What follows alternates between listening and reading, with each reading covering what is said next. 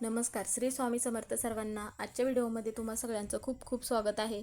स्वामी तुम्हा सगळ्यांना कायम सुखी ठेव ही स्वामीचरणी प्रार्थना करते आणि आजच्या व्हिडिओला सुरुवात करते. तर आजचा व्हिडिओ असा आहे की आता उद्या आहे शुक्रवार, तर उद्या आहे वैशाख पौर्णिमा. आता वैशाख पौर्णिमा असल्यामुळे आपण आपल्या घरातील म्हणा किंवा तुमची एखादी कठीण इच्छा आहे, खूप दिवस झालं तुम्ही प्रयत्न करताय पण ती इच्छा पूर्ण होत नसेल, तर त्यावेळेस मग आपल्याला काय करायचं आहे, आंब्यांच्या पानांचा प्रभावी उपाय आपल्याला करायचा आहे.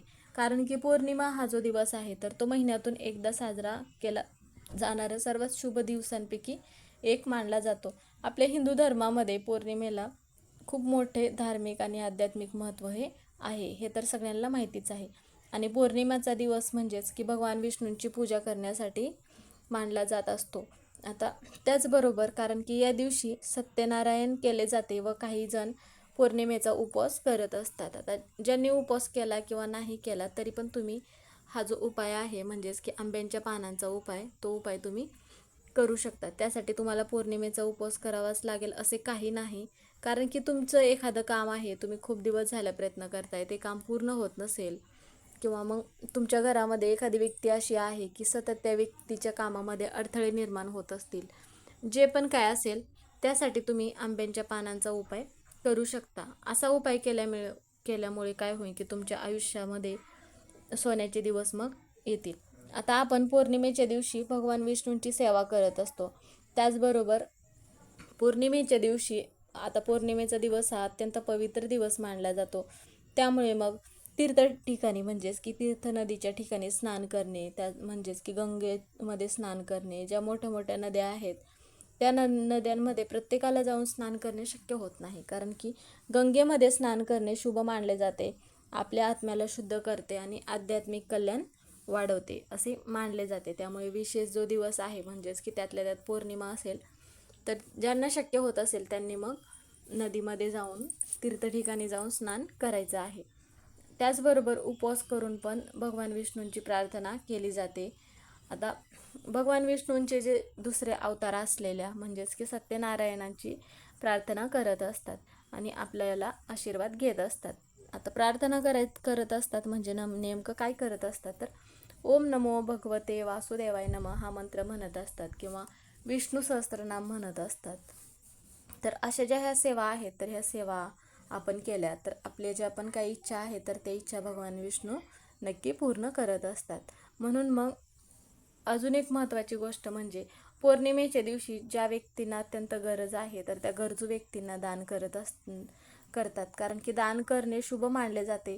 त्यामध्ये तुम्ही अन्नदान करू शकता, कपडे दान करू शकता, जे तुम्हाला दान करणं शक्य होत असेल त्या वस्तू मग तुम्ही आवर्जून दान करायचं आहे.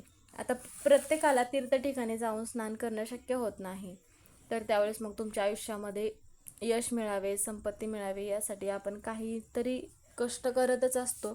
पण त्या कष्टाला साथ मिळावी म्हणून आपल्याला असे काही उपाय करणे गरजेचे आहे. त्यासाठी मग आपल्याला काय करायचं आहे, आता आपल्या घरामध्ये एखाद्या व्यक्तीला वाईट शक्ती असेल किंवा इडापिडा असेल, तर ह्या सगळ्या गोष्टी दूर व्हाव्यात म्हणून आपल्याला ब्रह्ममुहूर्तावरती उठायचं आहे आणि अंघोळीच्या पाण्यामध्ये 2 थेंब गंगाजल टाकायचं आहे. आता प्रत्येकाला तीर्थ ठिकाणी जाऊन स्नान करणं शक्य होत नाही म्हणून आपल्याला घरीच गंगाजल टाकून मग स्नान करायचं आहे. त्याचबरोबर हळद जी आहे तर हळद देवीला अतिशय प्रिय आहे म्हणजेच की माता लक्ष्मीला, म्हणून आपल्यातील नकारात्मकता निघून जावी म्हणून आपल्याला हळद पण तुम्ही टाकून स्नान करू शकता. त्यानंतरची गोष्ट म्हणजे की मीठ. आता मीठ जे आहे तर ते समुद्री मीठ आहे. आपले मन शुद्ध होते, नकारात्मकता निघून जाते म्हणून मग आपल्याला आंघोळीच्या पाण्यामध्ये मीठ टाकून पण तुम्ही स्नान करू शकता. त्याचबरोबर भीमसेनी कापूर. आता भीमसेनी कापूर टाकून स्नान केलात तुम्ही तर त्यातील नकारात्मकता निघून जात असते. कारण की भीमसेनी कापरामध्ये नकारात्मकता शोषून घेण्याचं काम करत असते, म्हणून भीमसेनी कापूर तुम्ही टाकून स्नान करायचं आहे. आता जर तुमच्याकडे भीमसेनी कापूर नसेल तर तुम्ही कापूराचं तेल जे आहे तर ते तेल पण टाकून किंवा मग भीमसेनी कापूर टाकून स्नान करू शकता. यामुळे तुमचा जो ग्रह आहे तर तो ग्रह मजबूत होत असतात. असे बरेच उपाय आहेत जे आपण पौर्णिमेच्या दिवशी केले तर आपल्यातील जे दोष आहेत तर ते दोष दूर होत असतात. अशाच पद्धतीचा एक उपाय आहे जो आपण आपली इच्छा पूर्ण होण्यासाठी करायचा आहे. तर तीच माहिती आपण घेणार आहोत. व्हिडिओ शेवटपर्यंत बघा म्हणजे तुम्हाला माहिती समजेल. व्हिडिओ आवडला तर व्हिडिओला लाईक करा, चॅनलवर नवीन असाल तर सबस्क्राईब करा, व्हिडिओला हाईप करायला विसरू नका. आता आपल्या घरातील नकारात्मकता निघून जावी, आपल्या घरातील एखादी व्यक्ती आजारी असेल तर त्या व्यक्तीचा आजार पण बरं व्हावं असं प्रत्येकाला वाटत असतं. म्हणून आपण काही ना काहीतरी उपाय करणे गरजेचं असते.